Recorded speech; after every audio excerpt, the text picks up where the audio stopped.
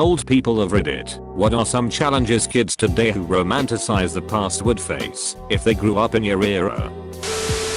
Born in early 60s. Up to the age of 10 or so he has cancer equals certain death. Don't need to know what stage it is. Don't need to know what type it is. CANCER equals DEAD. By 16 I could ask what type. If it was a leukemia or some simpler skin cancers, you have a chance. Ovarian? Yeah, you're still OVARIAN equals DEAD. Today, some types are still monstrous. I had an aunt and a cousin both go from pancreatic.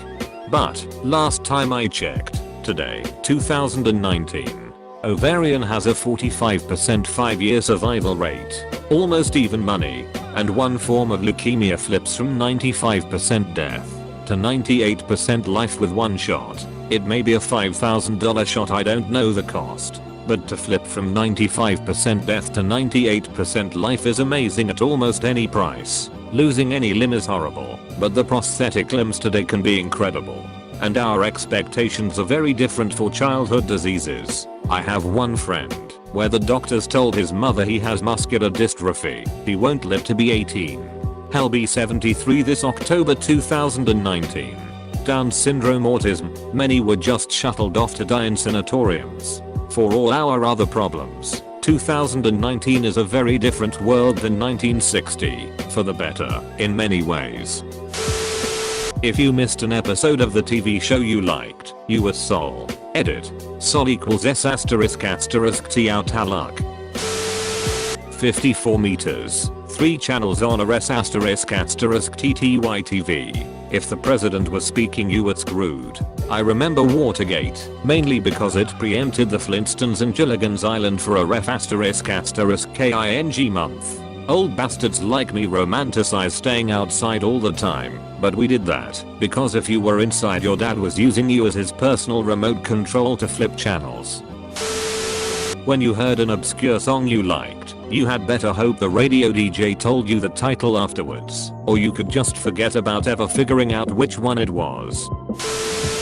Getting lost anywhere with not phone to guide you out. Landline phones and having to talk to our girl's parents to get her on the phone was terrifying. If you need information on something, you walk or ride your bike to the library, go to the card catalog and search fruitlessly for an hour, then go ask the librarian for help, check out the book and go home. Read it. Don't forget to return it, or you'll have a fine. Our porn was in magazines we kept in the woods. Edit. I forgot about the one videotape that got passed around amongst 6 or so kids. You had to try to find underwear catalogs to appreciate the idea of a naked girl. Times were tough. Blockbuster and the relief you felt when there were 20 DVD game cases and one was still available. You felt like you just told the world yes B asterisk asterisk ch. There wasn't an option to download or go to 20 red boxes. If BB didn't have it, F my Friday night. BB genuinely stressed me. Also, F asterisk asterisk king dial up. You really have no idea what a pain in the ass dial up was, and that noise it made, haunting. Plus family picking up the damn phone when you were about to get a web page up after 8 minutes. Communication. I have been in so many situations, setting up last minute get-togethers, and thought Jesus this would be literally impossible without cell phones. So many scenarios especially when traveling or meeting up, or changes to plans that, and God bless Google Maps.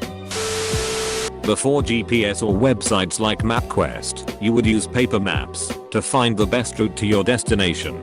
Then you would listen to traffic station on AM radio to find out about traffic on your route. Changing routes because of traffic often meant pulling over to study the map. You're bored and want to hang out with your friend? Go to the kitchen and use the phone on the wall to call his house, which rings on the phone in his kitchen. No one answers because of one of million reasons he is not within earshot of that phone. That's it, you're out of options. Go back to being bored.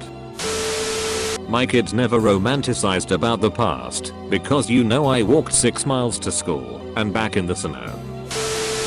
Having to cope with boredom.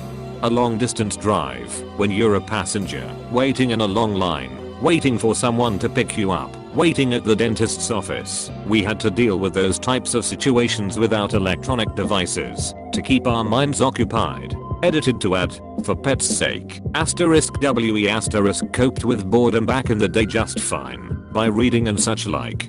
And no kidding, we had actual books back then. The question was, what challenge would *kids today face if they grew up in our era? Not us but kids today. That was the question. They'd actually have to fight in WW2, not just make jokes about Hitler and Stalin and stuff. About 20 volumes of Encyclopedia Britannica, always about 5 years behind up-to-date information. Losing the car full of friends you were following to the party. Not only do you not get to go to the party, have fun finding your way home, since you don't know where you are. Related, going to a random gas station late at night to buy a map of the area you're in. Sometimes it took years for movies to go from theater to rental/purchase. I thought it'd die of old age before Jurassic Park hit VHS. VHS. Research papers at school. Hit the library 4 days. Make note cards. Assemble by hand and handwrite your first drafts. Then break out the 20-pound typewriter and pray you don't change your mind on how to word a sentence while typing. They weren't real sea monkeys. From before video cassettes, so when a movie left the theaters, you didn't see it again for years, until it came on TV. I saw Star Wars in a big theater in 1977, when it was still called Star Wars. I saw it a couple more times in its theatrical run. Then not again until like 1981, when it came on TV. Also, ditch weed and other assorted **TTY drugs. Now the stereotypical old timer, going from I was smoking weed before you were born to flat on my ass in no time at all. Dying in Vietnam for no real reason. Ask my dad. He grew up in rural Kentucky back in the 60s, and he said boys had to be careful what they said to each other, because protecting one's honor was still a thing. You could get into a fist fight if you called somebody a name, and it was expected that you stand up for yourself. If an insult was addressed to you, you would be bullied and made fun of mercilessly if you weren't tough and didn't have the courage to stand up to yourself. I grew up in the 2000s, and even then any kind of violence was greatly frowned upon, and people could get away with saying some very mean **t to each other without repercussions. Package delivery. Order something from a catalog, expect 6 to 8 weeks for delivery. While you wait, you have no tracking and no idea when it will arrive. Just wait and hope. If it keeps not arriving, you can eventually investigate if something went wrong. We didn't mail order things very much back then.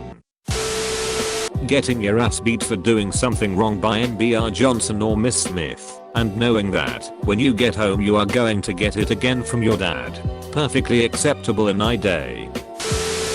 Your class of 50 is assigned to write a paper on the Prussian War. Cool. The library has 3 books on the subject. Better hope you're one of the first 3 to the library or you're F***KED. The murder rate in the US in the 1980s, when I was teen, was double what it is now. Same with property crime, violent crime and burglary. So in general things are much safer now, but most people don't seem to realize it. Yes, there are a few places where crime and violence is still rampant, but those places are much fewer and far between than they used to be. Even only 30 some years ago, have some medical condition like asthma.